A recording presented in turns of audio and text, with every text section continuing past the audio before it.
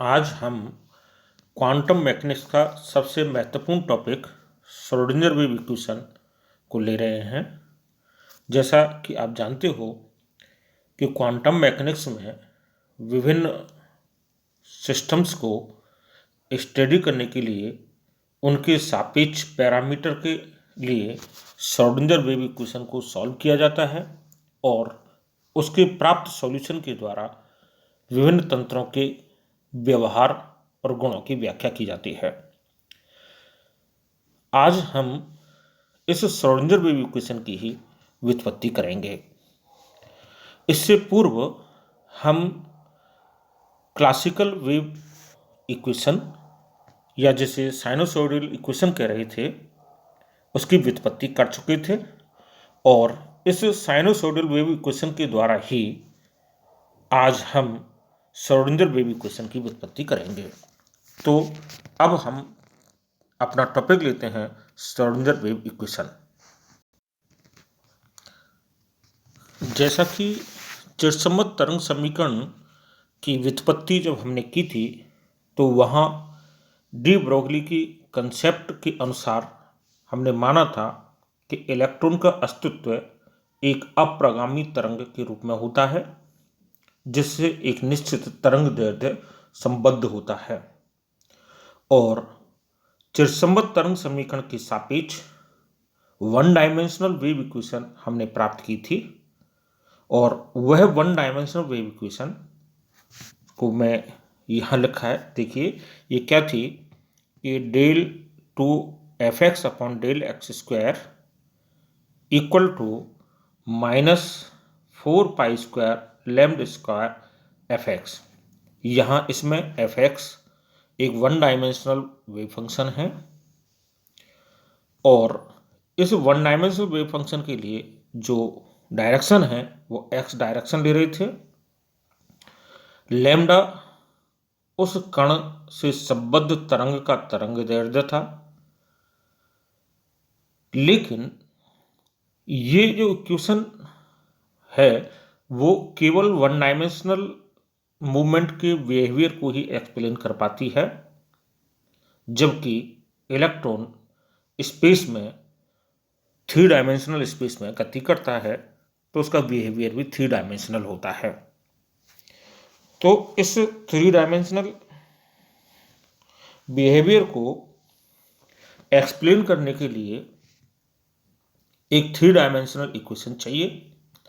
इसके लिए हम इस वन डायमेंशनल फलन एफ एक्स को एक three dimensional function psi X Y Z द्वारा प्रतिस्थापित कर लेते हैं। जब इस फलन को इस त्रिविमीय फलन साई द्वारा प्रतिस्थापित करते हैं तो इस समीकरण का प्रारूप जो इक्वेशन नंबर 1 लिखी हुई है उसके अनुरूप हमें मिलता है। Del two psi upon del x square plus del two psi upon del Y square plus del two psi upon del Z square बराबर -4 pi square lambda square psi. यहाँ psi three dimensional wave function है और जो three dimension है वो x Y Z coordinate के रूप में यहाँ प्रदर्शित की गए हैं। इस इक्वेशन की राइट हैंड साइड में -4 pi square upon lambda square Sai, जो लैम्डा है उस इलेक्ट्रॉन या जिस कण को हम स्टडी कर रहे हैं उससे संबद्ध तरंग का तरंग दैर्ध्य है, जिसे मैटर वेव हम कहते हैं डी ब्रोगली के अनुसार। इस मैटर वेव के वेवलेंथ लैम्डा का मान डी ब्रोगली इक्वेशन के अनुसार, ये भी आप पूर्व में पढ़ करके आ रहे हैं, lambda is equal to H upon M B होता है, जिसे समीकरण 2 में हम अब व्यक्त कर रहे हैं। तो डी ब्रोगली के अनुसार lambda is equal to H upon M B, यानी उस तरंग का तरंग दैर्ध्य यहाँ है जिसमें m उस कण का द्रव्यमान है और v उस कण का वेग है। यदि हम इस लैम्डा के मान को समीकरण 1 में प्रतिस्थापित करें तो इक्वेशन हमें प्राप्त होगी del two psi upon del x square plus del two psi upon del Y square plus del two psi upon del Z square equals to -4 pi square M square V square upon H square. हमने क्या किया है, इसमें इस lambda के मान को समीकरण नंबर 1 में प्रतिस्थापित किया है। समीकरण 1 को देखिए, लैम्डा स्क्वायर है यहाँ, तो lambda square H square upon M square V square हो जाएगा और डिनोमिनेटर की वैल्यू ऊपर न्यूमरेटर में पहुंचती है तो वैल्यू मिलेगी हमें -4 pi square M square V square upon H square psi के बराबर। जो पार्टिकल जिसे हम स्टडी कर रहे हैं, हम मान लें कि उसकी कुल निहित ऊर्जा का मान कैपिटल E है और उसकी पोटेंशियल एनर्जी स्थितिज ऊर्जा कैपिटल V के बराबर है। तो जैसा कि आप जानते हो कि किसी भी तंत्र की कुल ऊर्जा उसकी गतिज ऊर्जा और स्थितिज ऊर्जा के योग के बराबर होती है। तो इस कुल ऊर्जा का मान E बराबर kinetic energy plus potential energy होगी और इस में यहाँ जो हम तंत्र ले रहे हैं वो पार्टिकल ले रहे हैं जिसका द्रव्यमान m है, वेग v के बराबर है, तो इसकी गतिज ऊर्जा का मान 12 mv स्क्वायर जो आप जानते हो, और हमने अभी माना था कि पोटेंशियल एनर्जी का मान कैपिटल V है, तो इसकी टोटल एनर्जी का मान हो जाएगा E बराबर 12 mv square plus capital V। हम इस इक्वेशन की सहायता से V स्क्वायर का मान निकाल लें और उसे हम इस इक्वेशन में प्रतिस्थापित करेंगे यहाँ पर। तो V स्क्वायर का मान निकालने के लिए 12 mv स्क्वायर को लेफ्ट हैंड साइड में लेंगे, तब देखिए क्या मिलेगा कि 12 mv square is equal to E minus V, और V स्क्वायर की वैल्यू जब निकालेंगे तो हाफ का 2 ऊपर जाएगा, ये यहाँ से 2 ऊपर ये जाता है और m डिनोमिनेटर में आएगा। तो जब ये आता है तो वैल्यू हमें मिलेगी V square is equal to 2 into E minus V upon m। इस वैल्यू को हम इस इक्वेशन में सब्स्टिट्यूट करें तो del square psi upon del x square plus del square psi upon del Y square del square psi upon del Z square equals to -4 pi square M square upon H square, और यहाँ जो v का मान था उस v के मान को हम यहाँ से प्रतिस्थापित कर रहे हैं, तो 2 यहाँ से, तो 2 into E minus V upon m Sai, ये वैल्यू हमें मिली। इस वैल्यू में आप देखिए यहाँ से कि इस m से इस पावर कैंसिल होकर 2 है और 2 इंटू 4 8 हो जाएगा, माइनस इसमें लगा हुआ है। तो इस इक्वेशन का प्रारूप होगा del two psi upon del x square plus del two psi upon del Y square plus del two psi upon del Z square equals to 4 into 2 8 minus 8 pi square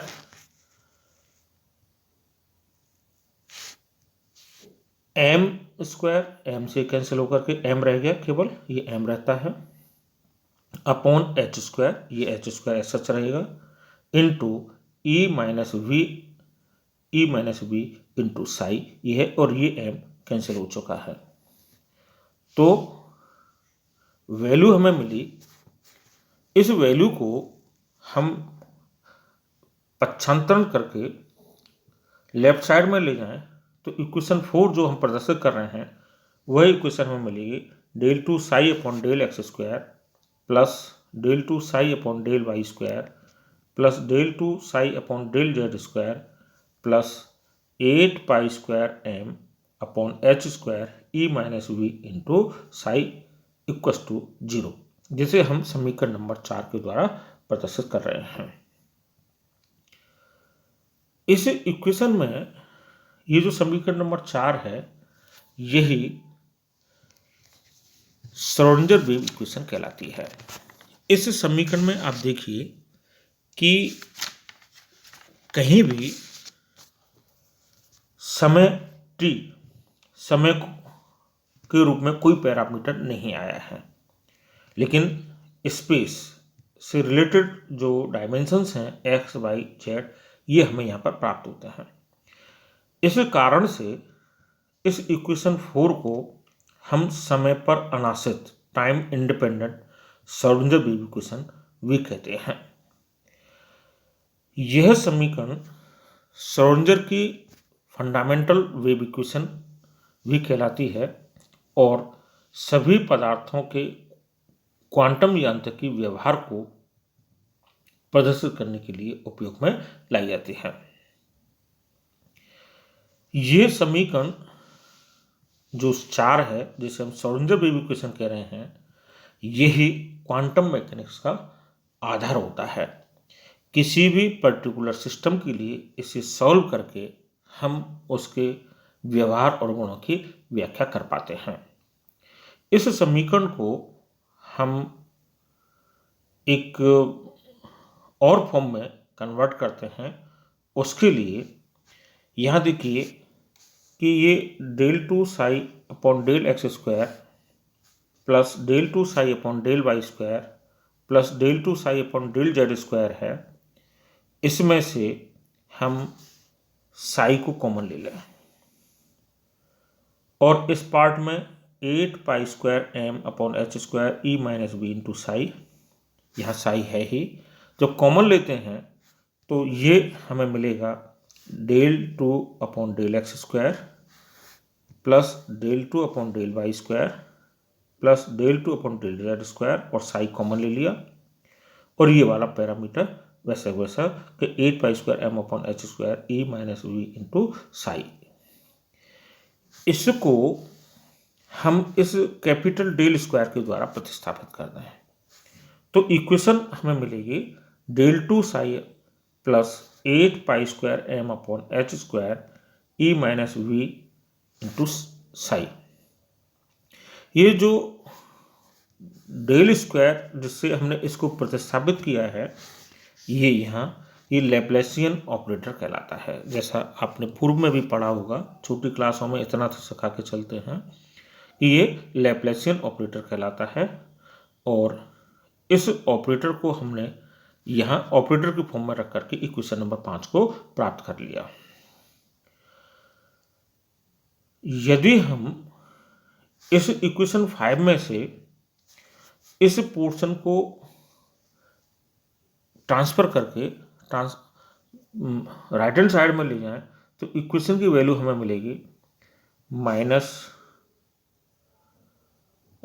H square upon 8 pi square M del square psi equal to E minus V into Sai.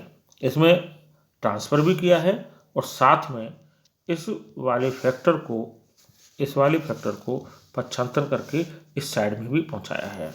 जब पहुंचा रहे हैं तो H square numerator की form में जाएगा, 8 pi square M denominator की form में जाएगा और इक्वेशन हमें मिलती है minus H square upon 8 pi square M del square psi equals to E minus V into psi. यदि हम यहाँ पर भी इस साई का ई और वी से मल्टीप्लाई करें तो ई साई माइनस वी साई हमें मिलेगा और इस वी साई को ट्रांसफ़र करके इस साइड में हम ले जाएं तो देखिए ले जाएं तो ये वाला पोर्शन प्लस ये वी साई आएगा इसमें, और साई दोनों से यहाँ से और यहाँ से हम कॉमन ले लें तो कॉमन लेंगे तो हमें मिलेगा कि minus H square upon 8 pi square M del square plus V into psi. ये साई को हमने कॉमन ले लिया है, ये है इक्वस टू ई साई। ये जो पोर्शन है ये वाला, ये भी एक ऑपरेटर को प्रदर्शित करता है। और इसमें जो पोटेंशियल एनर्जी है, इसको यदि हम हाइड्रोजन एटम के लिए अप्लाई करें तो इस हाइड्रोजन एटम के लिए इसकी वैल्यू -e² के बराबर होती है। जब -e² के बराबर है तो इसको जब हम यहाँ प्रतिस्थापित करेंगे तो ये वैल्यू हमें मिलेगी -h²/8π² m² -e² into psi equals to capital E into psi. ये जो वैल्यू है, या तो ये इस वैल्यू को कह लीजिए या ये है, ये भी एक ऑपरेटर को प्रदर्शित कर रही है, जिस ऑपरेटर को हम हैमिल्टोनियन ऑपरेटर कहते हैं, और उसे हम H कैप के द्वारा प्रदर्शित करते हैं। और जब H कैप के द्वारा इसे हम प्रदर्शित करें तो इक्वेशन 6 के रूप में हमें मिलती है H cap psi equals to capital E psi. और ये H कैप क्या है? इस H कैप की वैल्यू वही है जो अभी हम बता रहे थे कि -h²/8π² m² + v potential energy. और हाइड्रोजन एटम के लिए लेते हैं तो इसकी वैल्यू -e² के बराबर आ जाती है, जिसे इक्वेशन 7 में हम प्रदर्शित कर रहे हैं। ये इस हैमिल्टोनियन ऑपरेटर को प्रदर्शित करती है। इस हैमिल्टोनियन ऑपरेटर को प्रदर्शित करने के बाद ये इक्वेशन 6 हमें मिलती है, जिसमें H cap psi equals to E psi है। इस हैमिल्टोनियन ऑपरेटर को इस वेव फंक्शन साई पर ऑपरेट करने पर जो वैल्यू हमें मिल रही है कैपिटल E इंटू साई के रूप में मिलती है। और यह जो इक्वेशन 6 जो हमें मिली है, यह है हैमिल्टोनियन इक्वेशन भी कहलाती है, या हैमिल्टोनियन श्रोडिंगर वेव इक्वेशन कहलाती है। इस इक्वेशन में जब आगे आप पढ़ोगे, जहां हम आइगन वैल्यू और आइगन फंक्शन बताएंगे, तब वहां पे और डिटेल में समझ में आएगा। लेकिन यहाँ भी ये चीज़ बताना जरूरी है कि किसी ऑपरेटर को किसी फंक्शन पर ऑपरेट करने पर यदि कांस्टेंट इनटू फंक्शन हमें मिलता है तो वो इक्वेशन आइगन इक्वेशन कहलाती है, और वह फंक्शन आइगन फंक्शन कहलाता है। और जो कांस्टेंट इनटू फंक्शन जिसकी हम बात कर रहे थे, तो कांस्टेंट वैल्यू है, वो आइगन वैल्यू कहलाती है। यहाँ भी आप देखिए कि इस ऑपरेटर हैमिल्टोनियन ऑपरेटर को वेव फंक्शन साई पर ऑपरेट करने पर constant E into Sai wave function हमें मिल रहा है। तो ये ऐसा मिल रहा है, अभी जो मैं बता रहा था शॉर्ट में, उस कंडीशन के अकॉर्डिंग ये फंक्शन साई आइगन फंक्शन होगा, जिसकी value eigen value capital E के बराबर होगी। और कैपिटल E उस सिस्टम से रिलेटेड एनर्जी की वैल्यू को एक्सप्लेन करती है, बताती है। आइगन वैल्यू आइगन फंक्शन के लिए हम आगे एक अलग वीडियो के रूप में लेंगे उसे, तो पूरा डिटेल में तो आपको वहाँ समझ में आएगा, लेकिन शॉर्ट में मैंने आपको ये बताया है कि किस तरीके से यह इक्वेशन 6 जो हैमिल्टोनियन श्रोडिंगर वेव इक्वेशन है, वो उस इलेक्ट्रॉन या इलेक्ट्रॉनिक सिस्टम से रिलेटेड एनर्जी की वैल्यू को प्राप्त करने में हमारी मदद करती है। जिसमें दिख रहा है आपको कि इस वेव फंक्शन साई पर इस हैमिल्टोनियन ऑपरेटर को ऑपरेट करने पर E साई हमें मिलता है, और ये E साई उस की आइगन इक्वेशन के रूप में या जो सॉल्यूशन फॉर्म है उस फॉर्म में हमें प्राप्त हो रही है। आगे हम इस श्रोडिंगर वेव इक्वेशन को सॉल्व करने के लिए जो विधाएं हैं उन्हें, और पर्टिकुलर सिस्टम जो हमारे सिलेबस में है उनके अकॉर्डिंग इसे सॉल्व करेंगे। और सॉल्व करके, जैसे पार्टिकल वन डायमेंशनल बॉक्स आपके सिलेबस में है, उस वजह सॉल्व करेंगे तो बहुत ही महत्वपूर्ण रिजल्ट ये प्रदान करता है। इसी तरीके से जो भी अननोन क्वांटम मैकेनिकल सिस्टम्स हैं, उन सिस्टम्स की कंडीशंस के अकॉर्डिंग, जैसे हाइड्रोजन एटम है, हाइड्रोजन मॉलिक्यूल आयन है, या और भी हार्मोनिक ऑसिलेटर है, पार्टिकल 1 डायमेंशनल 3 डायमेंशनल बॉक्सेज हैं, उनके लिए जब हम सॉल्व करते हैं तो बहुत ही महत्वपूर्ण निष्कर्ष प्रदान करता है, जिसके आधार पर हम केमिस्ट्री को आसानी से समझ पाते हैं। और उसमें से एक पार्ट जो आप पढ़ करके आ रहे हो, quantum numbers, principal quantum number, azimuthal quantum number, magnetic quantum number, spin quantum number, जो किसी इलेक्ट्रॉन के रियल पोजीशन को, रियल बिहेवियर को एक्सप्लेन करने में हमारी मदद करते हैं, वो भी इसी इक्वेशन और क्वांटम मैकेनिक्स की देन होती है, जिन्हें आप जब पढ़ोगे आगे क्वांटम मैकेनिक्स को तो आपको समझ में आएगा।